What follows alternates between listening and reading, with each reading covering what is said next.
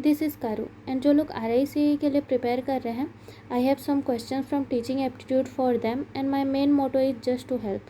सो हमारा क्वेश्चन पे आते हैं। फर्स्ट जो क्वेश्चन है, younger learners should be encourage to interact with their peers in the classroom so that, मतलब यंगर लर्नर अपने दोस्तों के साथ इंटरेक्ट करने के लिए अलाउड होना चाहिए। उसका रीज़न क्या होना चाहिए?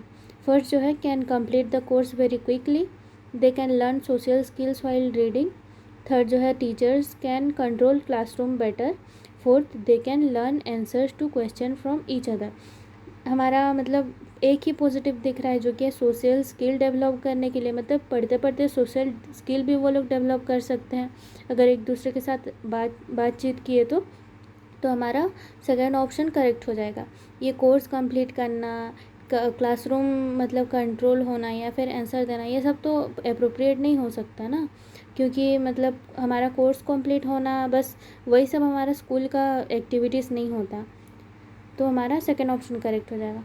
फिर जो है, which of the following should be consider the most important quality of a teacher at primary level, मतलब प्राइमरी लेवल जो बच्चे लोग को पढ़ाते हैं उनका मेन क्वालिटी इंपॉर्टेंट क्वालिटी क्या होना चाहिए?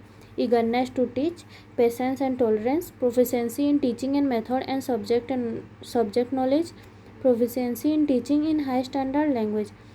मतलब इसमें तो देखो, eagerness to टीचने मतलब पढ़ाने के लिए जो इच्छा होता है, ईगरनेस, तो वो ये तो पूरा करेक्ट लग रहा है। लेकिन जो हमारा लिखा है प्राइमरी लेवल में क्या होता है कि छोटे छोटे बच्चे होते हैं, तो उनको संभालने के लिए पहला तो पेशेंस और टॉलरेंस बहुत ज़्यादा ही ज़रूरी है, क्योंकि वो लोग बदमाशी करेंगे, थोड़ा थोड़ा चीज़ में इरिटेट करेंगे, जैसे कि एक एक क्वेश्चन को बार बार पूछेंगे। मतलब होता है ना ऐसे कि आप लोग को देखते रहेंगे, फिर भी बोलते हैं दीदी दीदी क्या कर रहे हो, फिर भी मतलब खाते रहोगे देखते रहेंगे, दीदी दीदी क्या खा रहे हो, तो वैसे इरिटेट करते हैं। तो पहला हमारा मेन क्वालिटी होता है पेशेंस एंड टॉलरेंस। फिर जो है proficiency in teaching method and subject knowledge, जो हमारा छोटा छोटा ये बड़े हायर क्लासेस में काम आता है, proficiency in teaching and high standard language या फिर सब्जेक्ट नॉलेज, क्योंकि बच्चे लोग के लिए सब्जेक्ट नॉलेज ज़्यादा ज़रूरी नहीं है, उनको कैसे संभाला जाए वो ज़्यादा ज़रूरी है। तो हमारा सेकेंड ऑप्शन करेक्ट हो जाएगा। फिर आता है next question, Mohan breaks the toys apart to explore the components, what would you do. मतलब एक मोहन नाम का लड़का टॉयज सबको तोड़ देता है ताकि वो क्या कर सके, उसमें क्या क्या कंपोनेंट है वो एक्सप्लोर कर सके। तो आप एज अ टीचर क्या करेंगे? Never let Mohan play with the toys, always keep close watch, encourage her nature, sorry Mohan तो लड़का है शायद हीज होना चाहिए, encourage his nature and give his energy the right direction, for जो है explain to him that toys should not be broken। हाँ, लड़की भी हो सकती है क्या पता। फिर ना देखो, अगर रोहन को कभी खेलने नहीं देंगे तो उसके पास और एक्सपीरियंस कहाँ से आएगा, या फिर वो क्रिएटिव कैसे बन पाएगा। तो हमारा फर्स्ट ऑप्शन जो है रॉन्ग हो जाएगा, क्योंकि उसको मतलब अपॉर्चुनिटी ही नहीं दिया ना हम लोग, अगर खेलने ही नहीं दे तो। फिर क्लोज वॉच, मतलब हमेशा उसके ऊपर आँख रख के रहेंगे, मतलब उसके ऊपर हमेशा देखते रहेंगे, ताका झाकी करते रहेंगे, तब भी तो वो अपना मतलब क्रिएटिविटी डेवलप नहीं कर पाएगा ना। तो हमारा थर्ड ऑप्शन पूरा अप्रोप्रिएट लग रहा है।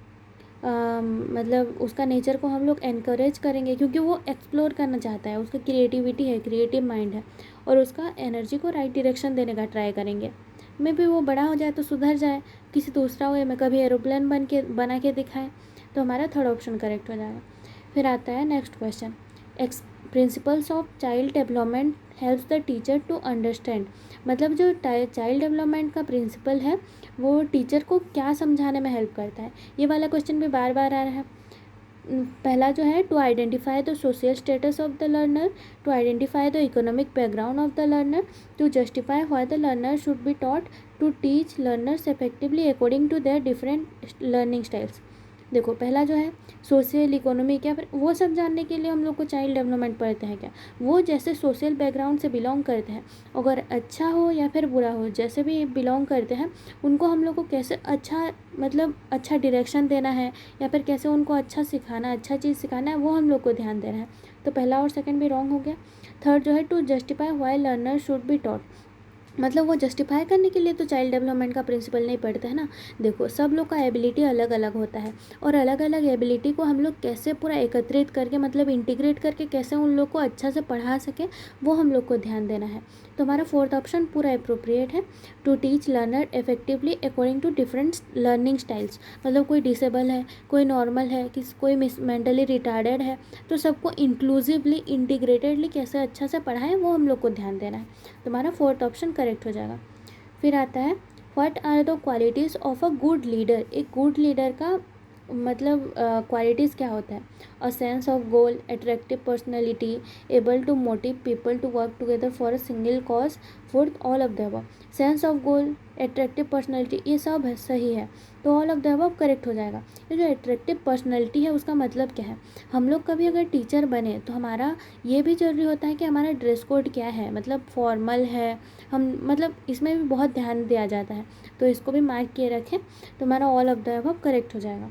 फिर आता है next question, what is the success of a teacher, मतलब टीचर का सक्सेस क्या है, उसके लिए क्या सक्सेस है?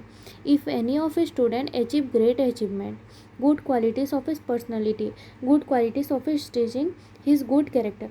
देखो इधर तो हम लोग को सेकंड और फोर्थ वो अपना सेल्फ हो गया, तो उसके लिए वो सक्सेस नहीं है, ठीक है।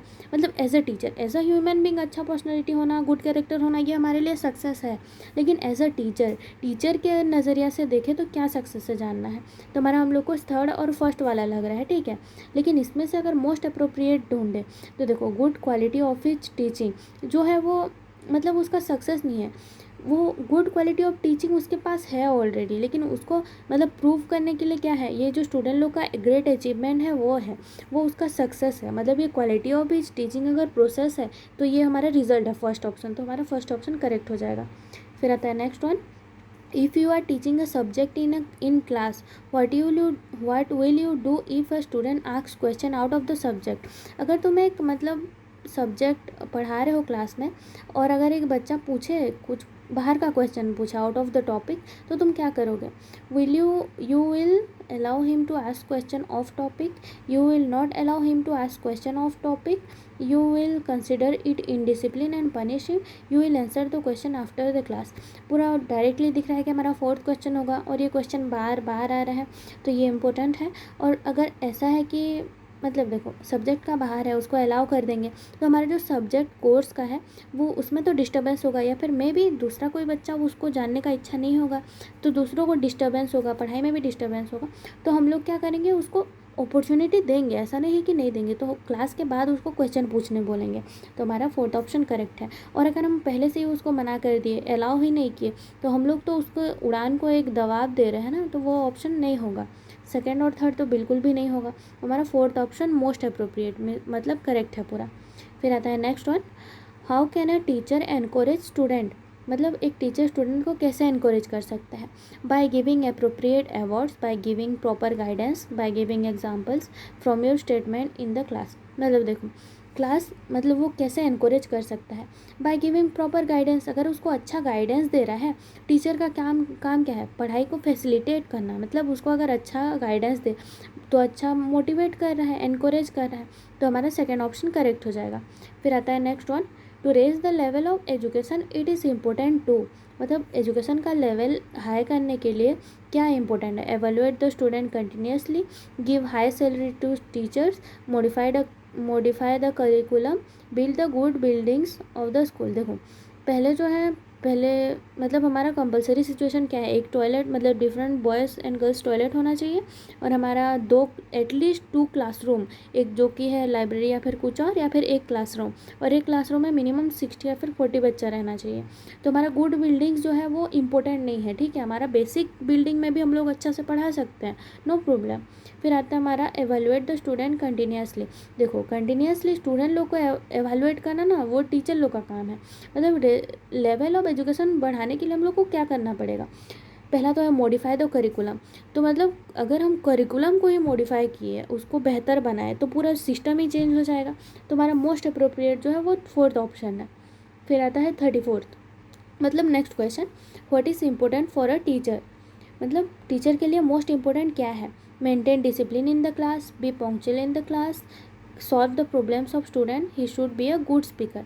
ठीक है, इसमें से तो सब क्वालिटीज़ ही मतलब एक टीचर में होना चाहिए, मतलब इट इज़ मस्ट, लेकिन मोस्ट अप्रोप्रिएट जो है वो solve the problems of student. Because अगर मतलब हमारा टीचर जो है स्टूडेंट से ही टीचर बनता है, अगर कोई स्टूडेंट ही नहीं रहा तो टीचर कहाँ से बनेगा वो। तो हमारा अगर टीचर, एक अच्छा टीचर वो होता है जो स्टूडेंट का फीलिंग्स को समझता है, वो अपना एक्सपीरियंस शेयर करता है, उन लोग का हर प्रॉब्लम्स को सॉल्व करता है। तो हमारा थर्ड ऑप्शन करेक्ट हो जाएगा। फिर आता है next one, how can a teacher develop social values among the student. मतलब टीचर कैसे सोशल वैल्यूज़ डेवलप कर सकता है। By telling about the great people, by learning discipline, by learning to behave ideally, by telling good stories to them. मतलब देखो, अगर वो अच्छा लोगों के बारे में बताए तो लाइफ सुधर जाएगा क्या, या फिर डिसिप्लिन बना दे तो लाइफ सुधर जाएगा, नहीं। सोशल वैल्यू तब मतलब सोशल वैल्यू तब डेवलप होगा जब हम लोग उनको आइडियली बिहेव करना सिखाएंगे, ताकि अच्छा से बिहेव करें, सोशल एक्सपेक्टेशन को पूरा करें, तभी ना वो लोग सोशल वैल्यूज सीखेंगे। तो हमारा थर्ड ऑप्शन करेक्ट हो जाएगा। फिर आता है the basic objective of education is. और बेसिक ऑब्जेक्टिव क्या है एजुकेशन का, making student fit for sustenances, preparing student for jobs, helping student to gain knowledge, facilitating all round development of a student. ये तो सीधा सीधा दिख रहा है, फोर्थ ऑप्शन होगा facilitating all round development of a student. मतलब स्टूडेंट का ऑल राउंड डेवलपमेंट होना ही तो बेसिक ऑब्जेक्टिव ऑफ एजुकेशन है। तो हमारा फोर्थ ऑप्शन करेक्ट हो जाएगा। फिर आता है next one, the task of a teacher is helping student in self study, motivating student to study, creating an environment conducive to study, telling student their mistakes। देखो यहाँ पे 1 2 3 4 चारों ही करेक्ट है। अगर देखो उनको हेल्प करेंगे सेल्फ स्टडी में तो अच्छा है ना, लेकिन हमारा जो मोस्ट अप्रोप्रिएट है वो थर्ड है, क्योंकि हम लोग को उनको ऐसा एनवायरनमेंट प्रोवाइड करना है जिनमें वो लोग अच्छा से पढ़ सकें, अच्छा से बढ़ सकें, उनका एक्सपीरियंस गेन कर सकें, और मतलब learning by doing all that, मतलब लर्निंग का सब एक्सपेक्टेशन को पूरा कर सकें। तो हम लोग को उनको एक अच्छा सा एनवायरनमेंट देना है जिनसे वो लोग अच्छा से पढ़ सकें। ठीक है, तो हमारा थर्ड ऑप्शन करेक्ट हो जाएगा। फिर आता है नेक्स्ट वन, जो कि हमारा आज का last question, a good teacher is one who is able. मतलब एक गुड टीचर कौन होता है, to finish course on time. ये तो रॉन्ग है, क्योंकि कोर्स कंप्लीट कर दिया तो अच्छा टीचर है वो ज़रूरी नहीं है, सबको समझ भी तो आना चाहिए। To motivate the student to learn, to produce good result, help students to prepare good notes. ये जो हमारा रिजल्ट गुड नोट्स, ये कभी भी करेक्ट आंसर नहीं होता, क्योंकि हमारा ऑलराउंड डेवलपमेंट जो है एजुकेशन का मेन एम है अभी। तो हम लोग को लर्न कैसे करेंगे बच्चों को, उसके लिए मोटिवेट करना है। तो that is it for today. आज फिर कल वीडियो छोड़ूंगी। तो क्या बोल रही हूँ कि रीजनिंग का मैं कर नहीं पा रही हूँ एक्चुअली, मतलब थोड़ा प्रॉब्लम हो रहा है वो बनाने में स्लाइड्स। तो कल आ जाएगा वीडियोस। और इधर उधर से न्यूज़ देख के ऐसा मत सोचिए कि एग्ज़ाम कैंसिल हो जाएगा, क्योंकि मेरे को तो पक्का लग रहा है कि एग्ज़ाम होगा, क्योंकि इस साल 12th का भी एग्ज़ाम कैंसिल हो गया है। तो पढ़ते रहिए, अगर पढ़ना ही छोड़ देंगे तो फिर अगर एग्ज़ाम हो गया सपोज़, तो फिर उस टाइम बेवजह से हो जाएंगे ना। तो इसीलिए all the best, thank you.